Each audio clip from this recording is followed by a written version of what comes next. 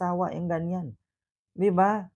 Katulad nito, mga kababayan, si Attorney Claire Castro, mga kababayan, si Attorney Claire Castro, tinawag na fake news si Sara Duterte. Oo. Anong sabi? Ito mga kababayan, according dito sa Impact Leadership, ayan po ang sagutan ni Attorney Claire Castro at ni Sara Duterte. Mm. Ang sabi dito, kasi ito po mga kababayan ay ah, ito po ay ang pagsabi na mayroon po kaming pasabi na mag-ingat po na malamang ay may manabutahe po sa proyekto pong ito ng Pangulo patungkol po sa benta ng 20 pesos per kilo ng bigas or kada kilo ng bigas. Actually mga kababayan, ito po, mag-ingat po daw sa fake news, 'no, sabi ni Attorney Claire Castro at tinawag pa na fake news itong si Sara. Sabi ni Attorney Claire Castro, mayroon po kaming pasabi na mag-ingat po. Malamang ay may manabutahe po sa proyektong ito ni Pangulong Bongbong Marcos na 20 pesos per kilo ng bigas. Ang sinabi po natin ay baka mayroon na namang mga fake news feedlers na gumagamit at ipinakita na ang mga bigas na ibinebenta ay panghayop. Dahil iyon po ay sinabi ng Vice Presidente.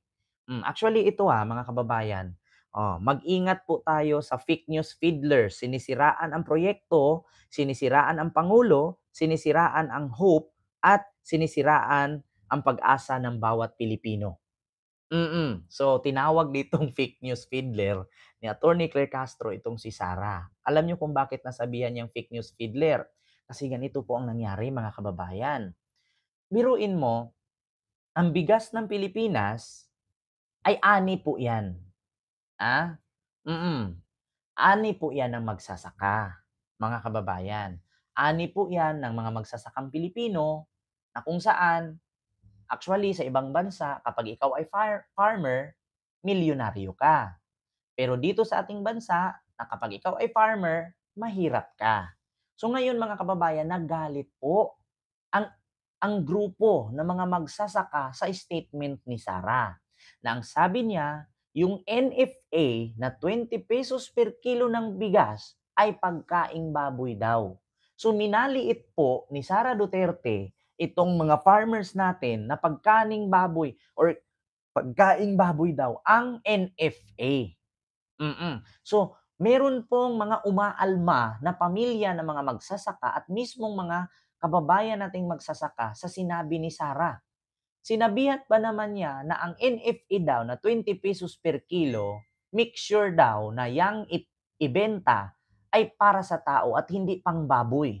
So ngayon, itong mga magsasaka umalma kasi pinaghirapan nilang trabahuin yan sa palayan, ilang buwan nilang antayin yan, abunuhan, alagaan, tapos sasabihin lang na kaning baboy ang NFA rice? So, kung ikaw ba naman farmers, matutuwa ka ba sa statement ng pangalawang pangulo ng ating bansa? Malamang sa malamang magalit ka, mainis ka, at mabuisit ka. Hindi kasi naranasan ni Sarah, 3 to 4 months, antayin mo para maani ang palay. Palibhasa kasi mga kababayan, 'no? Hindi kasi naranasan ni Sara Duterte ang maging farmers or magsasaka. Ang naranasan lang kasi ni Sara ay ang magnakaw ng pera sa bayan, 'di ba? Oo, pa-shoutout naman Sir Kent Benedict Santino from Sarangani Province. Mega love shoutout po Sir Benedict. 'Di ba? Palibhasa kasi hindi naranasan ni Sarah ang magtanim ng palay at mabilad sa initan, 'no, maghapong nakatayo o ano ba 'yon? Pagod na nakatayo at maghapong nakayuko, 'di ba? Mm. 'Di ba biruin niyo mga kababayan, at ayon pa nga sa balita na ito daw supply ng NFA rice ay marami daw sa ating kaban ng bayan. No, maraming supply ang NFA rice na almost 5 years daw ang dami ng NFA. Kaya nga po nagkakaroon tayo ng 20 pesos per kilo ng bigas kasi napakarami pong stock ng NFA ang ating bansa. 5 years po ang dami. Almost 5 years ang kayang i-accommodate sa stock ngayon ng NFA. Kaya po sa mga nagtatanong, bakit nagmura ang bigas? Marami po tayong bigas na stock. Oo. Hindi niyo po ba alam kahit i-research niyo ngayon, ang bigas po sa NFA ay almost po ilang tonelada po meron tayo nakatambak. At kaya daw itong mag-accommodate ng 5 taon sa dami.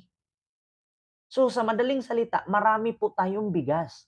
Kaya sa mga nagtatanong bakit nagmura ang bigas, kasi maraming bigas na stock ang gobyerno. So ngayon, dahil sa balita na yan, 'di ba? Binababoy nila kasi meron na namang achievement ang government. Hindi niyo ba alam mga kababayan, napakarami po na stock ang ating bansa ng bigas.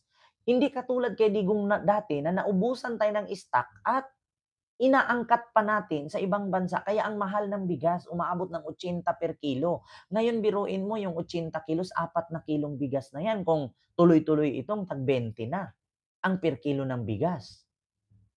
Hindi palibhasa kasi si Sarah hindi naranasan kumain ng NFA kaya porket mura sasabihin pagkaing baboy, panghayop hindi pangtao. 'Di ba? Alam niyo sa totoo lang mga kababayan, i-search ko po dito ha, totoo po na napakaraming stock po ng bigas ang ating bansa. Ito ha, Pilipinas, maraming stock ng bigas. Maraming stock po ng bigas. Sapat po ang buffer stock naman ng bigas ngayong 2025, tiniyak ng National Food Authority o NFA. Ayon kay NFA Administrator Larry Lacson, kumpiyansa sila na sa dami ho ng supply ng NFA rice ngayon na pinakamarami sa loob ho ng 5 taon. Dahil dito hindi umano ito kukulangin kahit pa magkaroon ng kalamidad. Sa gitna na rin ito o sa gitna ho nito, tiniyak naman ni Lacson ang magandang kalidad ng NFA rice at pinabulaanan ang puna ng ilan na hindi ito angkop na kainin ng tao at panghayop umano. Buwan siya anyang isinasa ilalim sa laboratory testing ang buffer stock na bigas ng... So, narinig nyo sa balita, DZBB po yan, 594, Radyo Balita o Super Radio, mga kababayan. So, ngayon ninyo isipin na kung talagang ang presidente natin ay weak leader, kung ang presidente natin ay tamad, ang presidente natin ay adik at presidente natin ay walang ginagawa, bakit napakarami nating bigas at halos tambak-tambak na nga sa budiga? Almost 5 years ang kaya. Kumpiyansa sila na kahit ilang pandemya pa, hindi mauubusan ng bigas ang ating bansa. Kaya ang ginawa ngayon ng mga Duterte, sinisira nila. Una na si Sara, sumunod pa ang kanyang kapatid na si Paulo Duterte. 'Di ba? Ang daming bigas na stock sa ating bansa. Dahil kay Pangulong Bongbong Marcos, sinikap niya na magmura ang bigas. Kasi yan ang unang pangangailangan ng Pilipino, bigas. Di bali nang walang ulam, basta may bigas. Di ba? Tapos biglang sisigaw-sigaw si Sara dyan, iboto ninyo na politiko, yung pangako tinutupad. Bakit Sara? Kailan ka ba nangako at kailan ka ba tumupad ng iyong pangako? Wala kang tinupad. 'Di ba? Hindi niyo iniisip, napakaraming bigas kaya ang mura ng bigas ngayon, nagulat kayo na 37 na lang, 40, 39 na lang ang kilo ng imported na bigas kasi napakadaming bigas.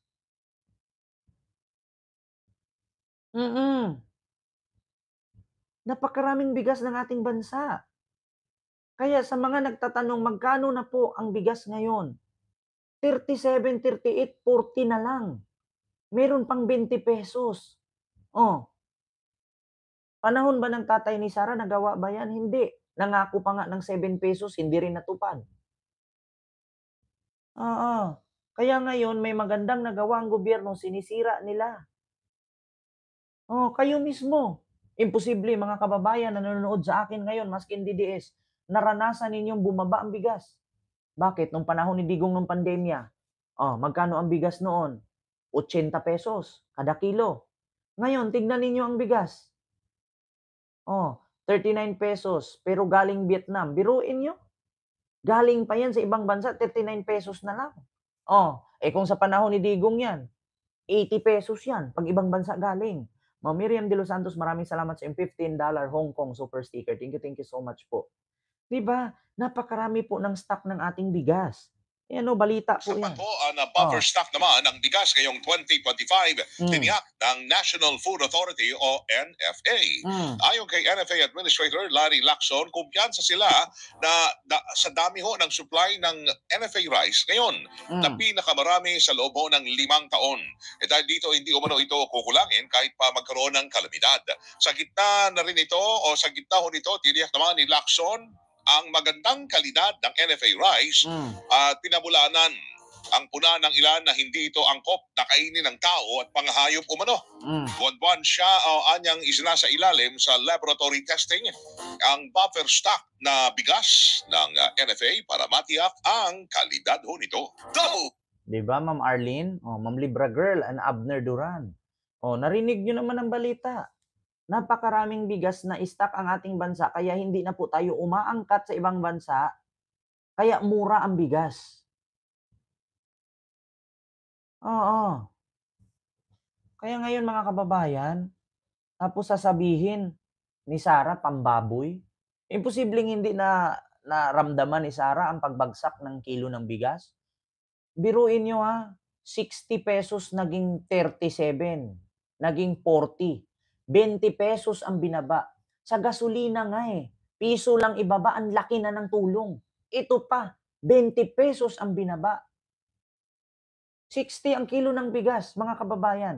Bumagsak ito hanggang 37, 40, nawala ang 20. Oh, sa gasolina nga lang 0.50 centavos lang ibagsak ng presyo ng Sapat ah, po ang presyo buffer stock ng naman. gasolina. Ang laki na nga ng tulong Ah, 'di ba mga kababayan? Oh. So dito tayo, bukod diyan sa bigas na 'yan mga kababayan, itong